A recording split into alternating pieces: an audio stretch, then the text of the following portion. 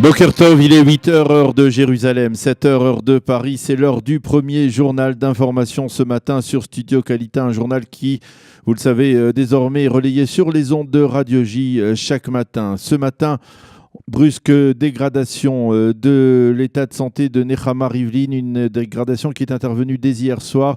L'épouse du président de l'État d'Israël a subi, il faut le rappeler, il y a près de 3 semaines, une greffe du poumon pour la guérir d'une fibrose aiguë dont elle souffrait ces dernières années. Hier soir, donc, son état de santé s'est brusquement aggravé à la suite de dérèglements cardiaques. Elle est actuellement placée dans le coma et sous respiration artificielle.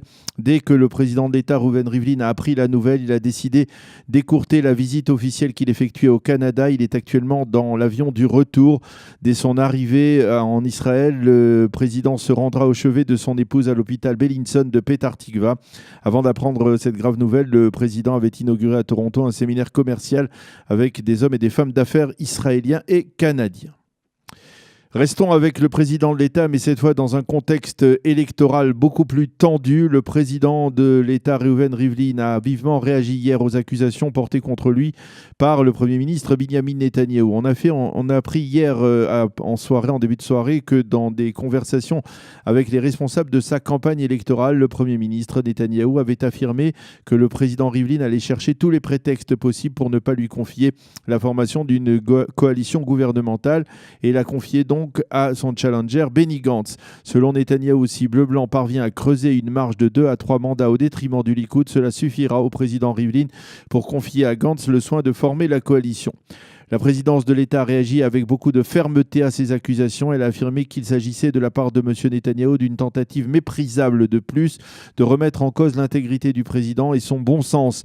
La présidence a précisé que Reuven Rivlin prendra au lendemain des élections sa décision conformément à la loi et à l'esprit de la loi, et qu'il ne craignait pas les attaques provenant de motivations ayant des motivations politiques et cyniques. Fin de citation.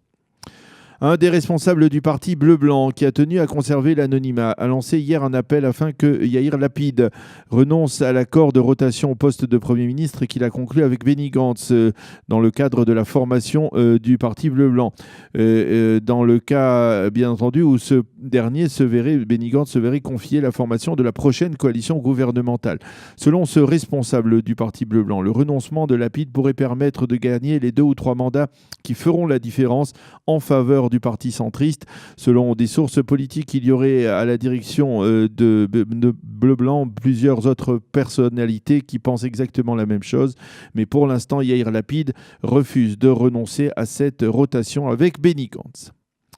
Le président de la commission électorale centrale, le juge Hanan Meltzer, qui a décidé d'ouvrir une enquête sur les activités de Zazim Yemina. Il s'agit d'un mouvement qui se disait totalement autonome par rapport au Likoud, mais qui finalement serait lié plus ou moins directement au grand parti de droite. Il s'agit d'un mouvement qui a financé une campagne électorale massive, en particulier sur la voie publique, en faveur d'un vote nationaliste, pas seulement pour le Likoud, mais également pour l'ensemble des formations politiques de la droite israélienne.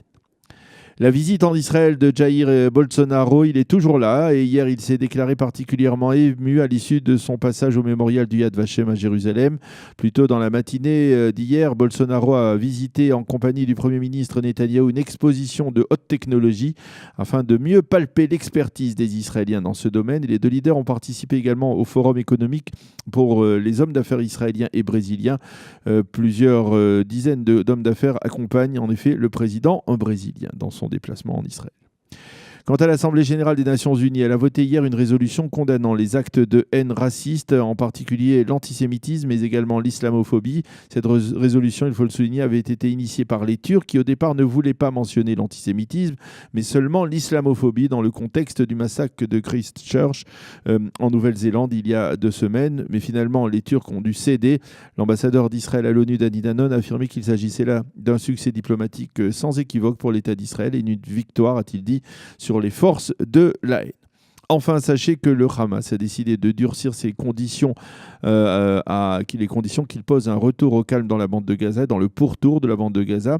Il a en effet décidé d'inclure dans ses revendications celles des détenus palestiniens de la prison de Ktziot et d'autres prisons qui exigent par exemple l'arrêt des brouillages de leur téléphone portable et la réinstauration des visites familiales aux détenus donc du Hamas. La météo pour terminer, le temps sera partiellement nuageux. Il fera aujourd'hui 17 degrés à Jérusalem, 20 à Tel Aviv et 26 degrés à Eilat. Voilà donc pour ce premier journal d'information. La suite de notre programme dans quelques instants.